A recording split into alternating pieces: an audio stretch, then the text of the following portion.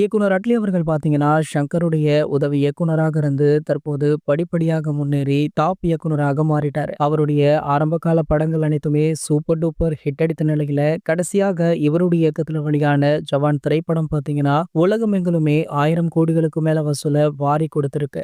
இந்த நிலையில இந்திய அளவிலே பார்த்தீங்கன்னா, கிட்டத்தட்ட 5 அல்லது 6 படங்கள் தான் 1000 கோடிகளுக்கு மேல வசூல் செய்தது. அதுல ஒன்று அட்லி படம் அப்படின்னு சொல்லும் அளவிற்கு தற்போது உயர்ந்தோங்கி நிற்கிறாரு. இந்த நிலையில அட்லியுடைய அடுத்தடுத்த லைனப்களுமே படு ஸ்ட்ராங்காக இருக்கு. அந்த வகையில அட்லி அடுத்ததாக சல்மான் கான் மற்றும் கமலஹாசன் ஆகிய 2 பேரையுமே வைத்து ஒரு படத்தை டைரக்ஷன் பண்ண இருக்காரு.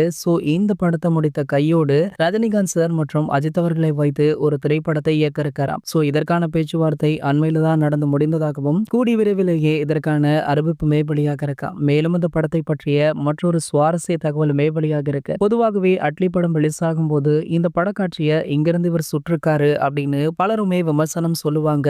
ஆனால் தற்போது அட்லி அவர்கள் அஜித் சார், ரஜினி சார் ஆகிய 2 பேரையுமே வைத்து எடுக்க போற படம் தமிழ்ல ஆல்ரெடி வந்த படத்தை தான் இவங்க 2 பேரையுமே வச்சு திரும்ப எடுக்க போறாராம். அது வேற எந்த படமும் இல்ல, பாஷா திரைப்படம் அப்படின்னுமே சொல்லப்படுது. கண்டிப்பாக பாஷா திரைப்படத்தை மீண்டுமே எடுத்தா அது ஒரு மிகப்பெரிய ஹிட் அடிக்கும் அப்படின்றதுனால இந்த முடிவை எடுத்திருக்காங்களாம். இது போன்ற சினிமா செய்திகளை பத்தி நீங்க உடனே தெரிஞ்சுக்க நம்மளுடைய சினிமா கொட்டா அப்படின்ற நம்ம சேனலை சப்ஸ்கிரைப் பண்ணிக்கோங்க.